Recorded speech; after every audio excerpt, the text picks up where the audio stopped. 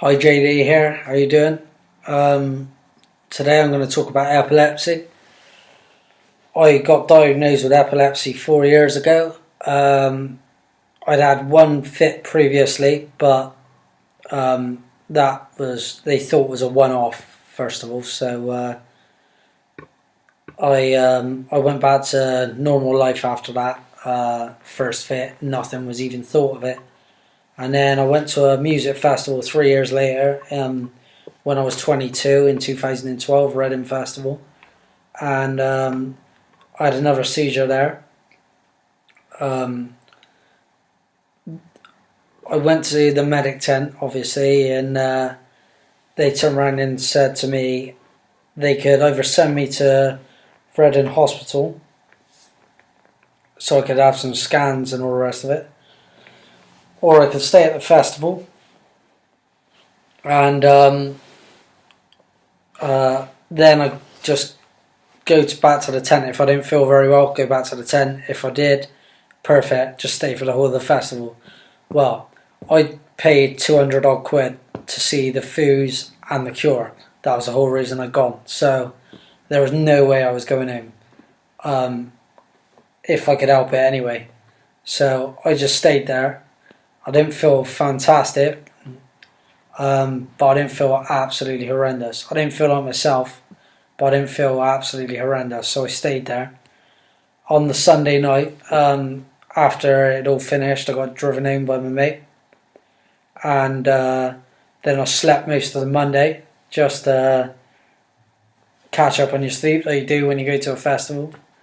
And then on the Tuesday, because it was a bank holiday weekend, I couldn't go to the doctors on the Monday to report what had happened. So I went on the Tuesday with a letter I'd been given, and just had a quick checkup from a doctor who wasn't my usual doctor. But anyway, she turned around and said she couldn't see anything wrong. So if I have any further symptoms or don't feel very well, come back to the surgery immediately. So I said, yeah, perfect, that's alright. Then about 2 hours later I went to work, and what I thought was going to be a 4-hour shift turned into a 9-hour shift. And I only was working with someone else for half of the shift when I should have been working with someone else for the full shift due to what happened to me. So I was absolutely knackered at the end of that night. I got picked up, taken home. It was too much. It was too much for what had just gone on with me. So I've gone home. I've fallen asleep. Woken up the next day, about 10 o'clock. So I've had a fair good sleep there, and I felt even worse than I did the night before. I felt absolutely terrible. But I've got up, I've had my breakfast, had a coffee, and had a shower, just thinking, this is all gonna wear off in a minute. I'm gonna feel fine in a minute. But that never happened. I went to work and I was coming back within half hour because I wasn't feeling great. My boss told me to go in because she could tell something wasn't right. So I rang up my parents to come pick me up, and then I said, I'm going to come home, I'm going to have a lie down, have a sleep, and I expect I'll feel alright then. But my mum wasn't having any of that, and next thing I knew I was on my way to the doctor's surgery again when she picked me up. So I went there, got checked up, got a check-up this time by 3 doctors and a district nurse, all of them looking into my eyes, and then they were focusing mainly on my right eye, and I had a feeling then, I thought something's wrong here, but I didn't have a clue. I didn't know what that meant at that time, so I didn't have a clue what was going on. So he turned around to my main doctor and said, I've rang up the hospital, they've got a bed ready for you now. If you go straight there, they'll give you a CT scan to see what's going on, see if they can find anything. So I went there, waited for, I don't know, a few hours or whatever, something like that. and they did a CT scan, and they found a blur on the image that showed up at the back of my head, and they said they didn't know what it was. They didn't know if I'd had a stroke or what it was, so I needed to have an MRI scan to determine what actually was on that original scan to get a better idea of what it is.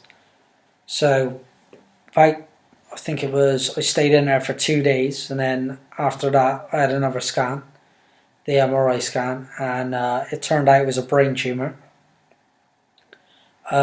They were sending off the scans to specialists to decide whether it was a benign or malignant tumour, but at that point they said you can go home, gave me epileptic drugs, that's a tongue twister there, to take, which were Keppra, which I really did not get on well with. They were giving me headaches, I couldn't sleep, all different side effects, and I had this meeting with a neurologist, and basically I told him that the tablets were making me feel rough, but the only thing he was saying about it was the tablets are stopping you from having fits, so everything's working fine, so you carry on taking those tablets. I asked him, is there any chance, what options have I got with the tumour, can I have it removed? And he said there's no need to have it removed due to the fact that the tablets are solving your epilepsy. So, and he shot me down straight away like that. So I left that meeting, and I wasn't very happy with the way I'd been spoken to. So I sent a letter in, and got given another appointment to see another neurologist for a second opinion. And she was fantastic, went through everything with me, and then put me on to a neurosurgeon. So I met up with him. He turned around and said to me, as far as he can see, the tumour that I had was causing my epilepsy, so there was a need for it to be taken out due to the fact that it was causing me a problem. So he said to me, I'll give you 2 months to decide what you want to do, but if you decide any quicker, ring my secretary, but I'll see you in 2 months if not, and we'll decide what dates I can book you in for your operation. So I've gone home that night just thinking about it, and I thought I'm going to have it done. So I rang up the next day, his secretary, and said I want to have this operation done, when can I have it? And he gave me the date for the 24th of April 2013. So that was fantastic. I was happy with that. Got in and had the operation done.